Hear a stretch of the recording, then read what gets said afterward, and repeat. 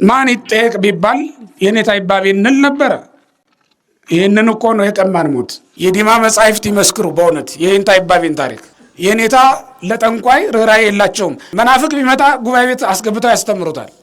ልብላ ልጠጣ ቢሉ ልልበስ ቢሉ ምንም ያልጎደላቸው ግን አፈር መስለው አፈር ለብሰው ይኖሩ የነበሩ ከሊቃውንት መካከል ቆመው እንደ ሊቃውንቱ የማይለብሱ እግዚአብሔርን በመምህራን መስኮትነት በመምህራን በርነት እናገኘዋለን። እሳቸው ይቅሩ ለውጥ ሆናችሁ እናንተ እሳቸው ይቅሩ ቢባል ፈቃደኛ የሚሆን ሰው አይታጣም። በእርግጠኝነት ከሐዋርያት መካከል ሐዋርያ ሆነው የምናገኛቸው፣ ከመነኮሳት መካከል ደግሞ ገዳማዊ ሆነው የምናገኛቸው ጣዕሙን ፍቶቱን የተውት የተለዩት ዓለም ነው። ከተለዩት ቆይተዋል። የጠሉትን ዓለም ነው ጥለው እየሄዱ ያሉት። በሰማይ ከየትኛው ማህበር እንደሚደመሩ አናውቅ።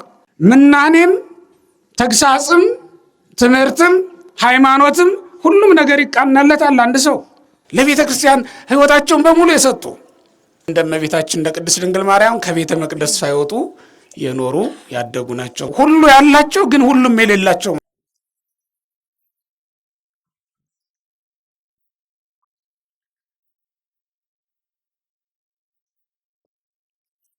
እንክብሮሙ ለመምህራን ወይም ስብሐቶሙ ይውህድ ኩሉ ነገር እስመ ኮኑ ብርሃነ በውስተ ዓለም ወኮነ ቃሎሙ ሕይወተ።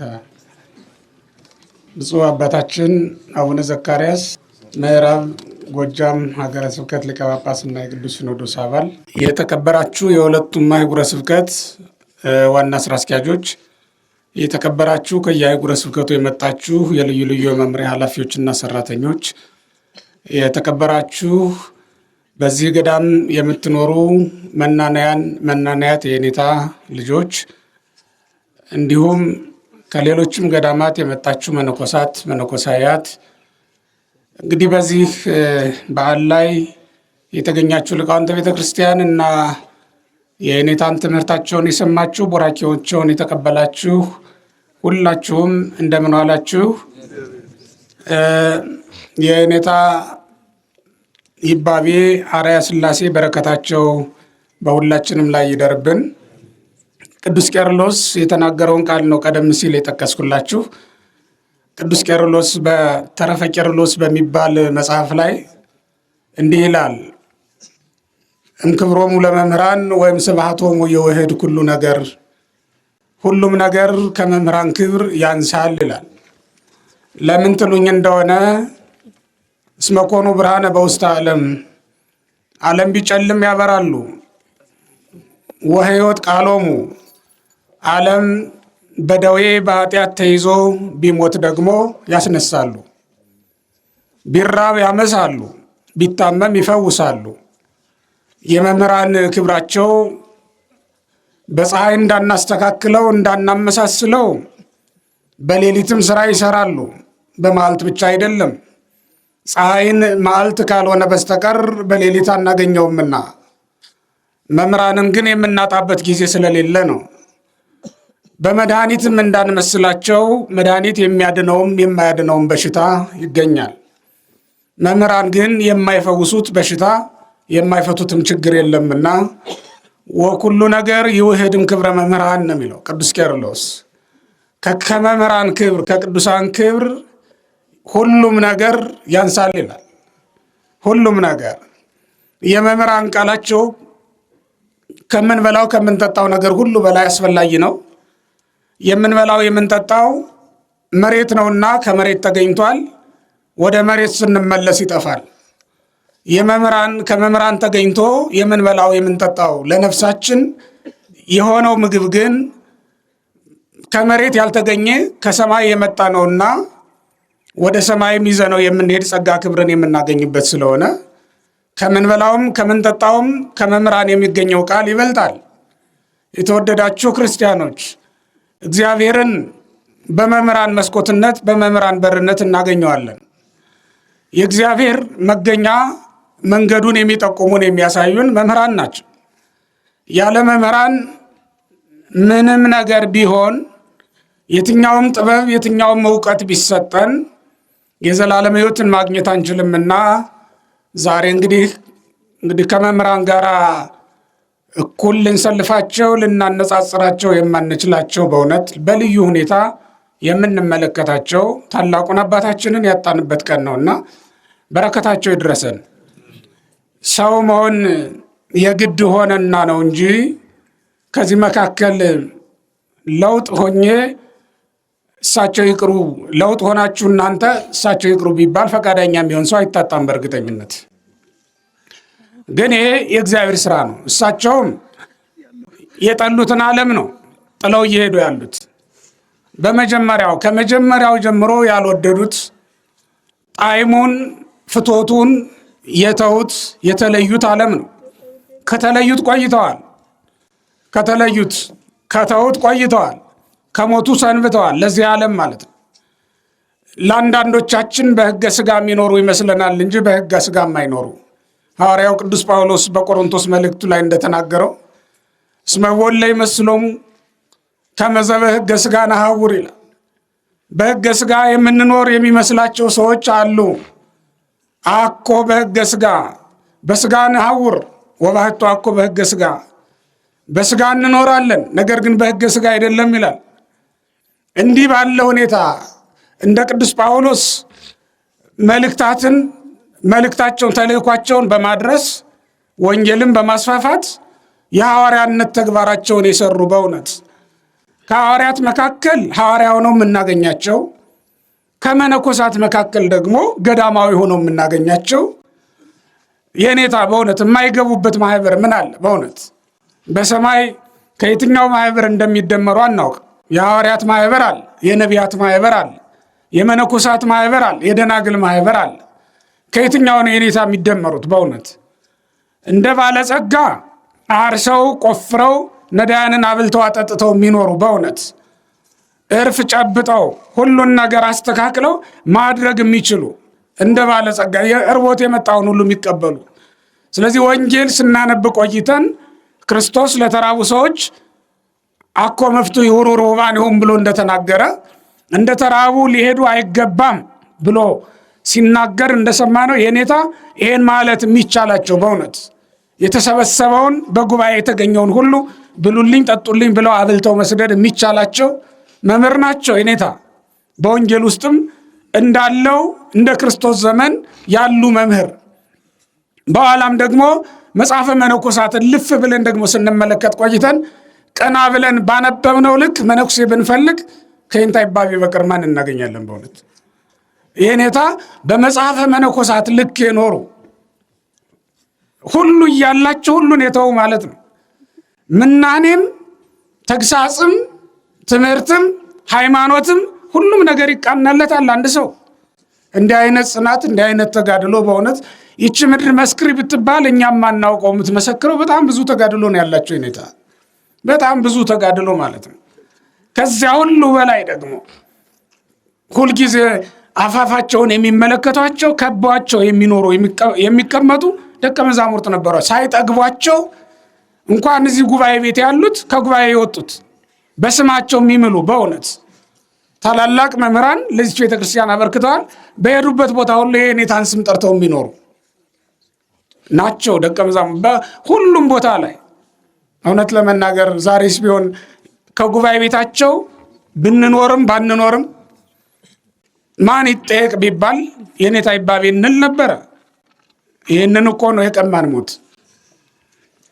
እንግዲህ የተወደዳችሁ እግዚአብሔር ቤተሰቦች ቅዱስ ቄርሎስ ስለ ቅዱስ ዮሐንስ ወንጌላዊ ሲናገር የሚለውን አንድ ነገር አለው። መኑ ያትታ ለነ ለእብን ይላል። ድንጋዩን ማን ሊያነሳልን ይችላል? በከመ ገብረ ያዕቆብ ለኖሎት። ያዕቆብ ለእረኞች እንዳደረገላቸው ድንጋዩን ከአፈ አዘቅት የሚያነሳልን ማን ነው? እባክህ ይላል አርሁ ለነ አንቀጸ ቀላያት፣ እንዲያው የውሃውን ምንጭ በሩን ክፈትልን ብሎ ነው የሚናገረው ሊቁ ስለ ቅዱስ ዮሐንስ ሲናገር። ቀዳሚው ቃልን ተርጉምልን ይላል። ከመ ንስተይ እማየ ሕይወት ነው እምነቃ ሕይወት፣ ከሕይወት ምንጭ እንጠጣ ዘንድ እባክህ ክፈትልን ይላል። ስለዚህ ክርስቲያኖች እኛ ዛሬ እንዲህ ብለን የምንጠይቃቸውን መምህራችንን ስላጣን ነው ዛሬ እዚህ ያለው ሰው በሙሉ ሲያለቅስ የምትመለከቱት ከብፁዕ አባታችን ጀምሮ ማለት ነው። እንዲህ ብለን የምንጠይቃቸውና ተቀድቶ ከማያልቀው ከንጹሑ ከጥልቁ ምስጢር ቀድተው ሲያጠጡን ብንውል ብናድር የማንጠግባቸው ሊቅ ነው።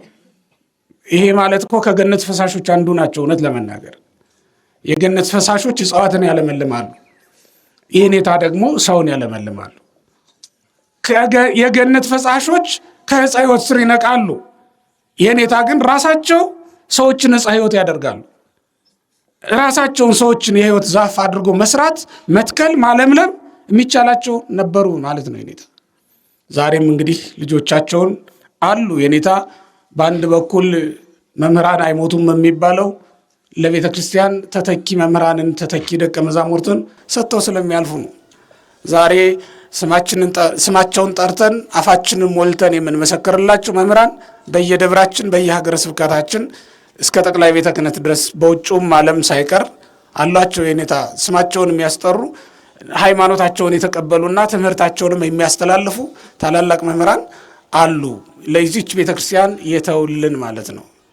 እሳቸውም በአጸደ ነፍስ ሆነው ከዚች ቤተ ክርስቲያን ጋር አንድ ናቸው።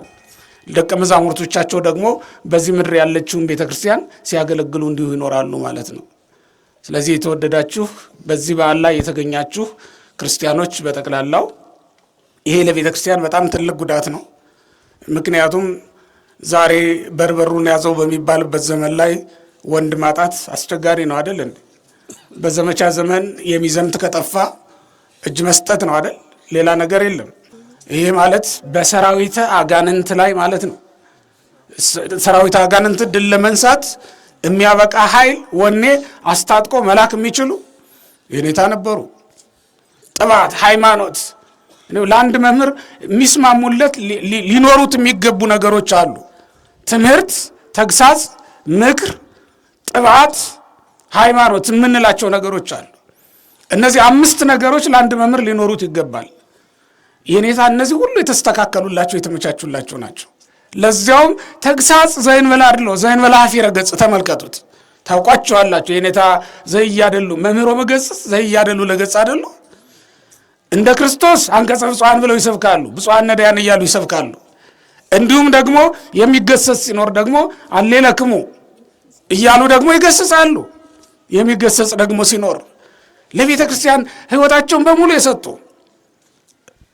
እንዲያውም እሳቸው በአንደበታቸው ከተናገሩት የሰማሁት ከ3 ዓመታቸው ጀምሮ እንደተሰጡ ነው። ለቤተ ክርስቲያን ሲናገሩ የሰማሁት በሕይወት ታሪካቸው ላይ 5 ሲባል ስለሰማሁ ነው። ከዚያ ጊዜ ጀምሮ ከኔታ የምንማረው ወገኖቼ ቤተ ክርስቲያንን ሲያገለግሉ እንዲህ ነው። ሁሉንም ነገር ሰጥቶ አሁን የኔታ በእውነት ሁሉን ትተን ተከተልን ቢሉ የሚስማማላቸው እኮ የኔታ ናቸው። ምንም ጥሪት የሌላቸው ሁሉ ያላቸው ግን ሁሉም የሌላቸው ማለት ነው። ልብላ ልጠጣ ቢሉ ልልበስ ቢሉ ምንም ያልጎደላቸው ግን አፈር መስለው አፈር ለብሰው ይኖሩ የነበሩ ከሊቃውንት መካከል ቆመው እንደ ሊቃውንቱ የማይለብሱ እንደ መናኝ ለብሰው ግን ደግሞ እንደ ሊቅ ከሊቃውንቱ መካከል ተገኝተው የሚያስተምሩ የሚያመሰጥሩ ሊቅ ናቸው የኔታ። ከሳቸው የተቀበለ ሰው አምሮበት የሞቀውን የደመቀውን ለብሶ እየታየ እሳቸው ግን አፈር የሚመስለውን የመናኞችን ልብስ ለብሰው ነበር ይኖሩ የነበረው ማለት ነው።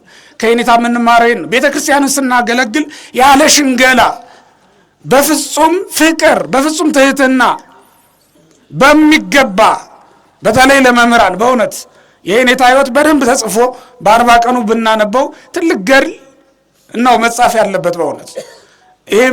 ይህንን የምለው በተለይ ለመምህራን ጥሩ መመሪያ ስለሆነ ነው። ልንገስጸው የሚገባውን ሳናፍር እንድንገስጽ፣ ልናስተምር የሚገባበት ቦታ ላይ እንድናስተምር ነው። የኔታ ለጠንቋይ ርኅራኄ የላቸውም። ይሄ የዲሞች ጠባይ ነው። በነገራችን ላይ ዲማ የኔታ ዘሚካኤል ጠላት ምንድን ነው ትሉኝ እንደሆነ 2 ነገር ነው ይላሉ። ጠንቋይና አይደል ይንታገሩ ጠንቋይና ሰይጣን ነው። ሌላ ነገር የለም። መናፍቅ ቢመጣ ጉባኤ ቤት አስገብተው ያስተምሩታል። ጠንቋይ ግን አይቀበሉም። የኔታ ይባቤም እንደዛው ናቸው። እንግዲህ የኔታ መጻሕፍቱን ሁሉ በልባቸው ወስነው ግን ደግሞ በዚህ ቦታ ተወስነው ይኖሩ ነበር። መነኩሴነታቸው በአጽንዖ ባት እንዲኖሩ አድርጓቸው ነበር ይኖሩ የነበሩት። የዲማ መጻሕፍት ይመስክሩ በእውነት የይንታ ይባቤን ታሪክ። የዲማ የብራና መጻሕፍት ስፍር ቁጥር የላቸውም፣ ግን መጻሕፍቱ ሲገለጡ ይህን መጽሐፍ ይባቤ በላይ ተመልክቶታል ይላሉ የሚል ታሪክ አለባቸው። ይህንታ አይናቸው ያልረገጠው መጽሐፍ አይገኝም፣ እጃቸው ያልዳሰሰው መጽሐፍ የለም። ሲጠየቁ ለሁሉም መልስ አላቸው ከና አድራሻው ማለት ነው። እንዲህ አይነት ሊቅ ነው እንግዲህ ዛሬ ቤተክርስቲያን በአጸደ ሥጋ ያጣችው ወይም እየሸኘች ያለችው ማለት ነው። እንግዲህ በረከታቸው ይድረሰን ከማለት በስተቀር ሌላ ምን እንላለን? ለደቀ መዛሙርቶቻቸው ለመላው ሕዝበ ክርስቲያን በእውነት ለሁሉም ነው ሐዘኑና ሁላችንንም አጽናኝ መልአክ እግዚአብሔር አምላክ ይላክልን። እግዚአብሔር ይስጥልኝ።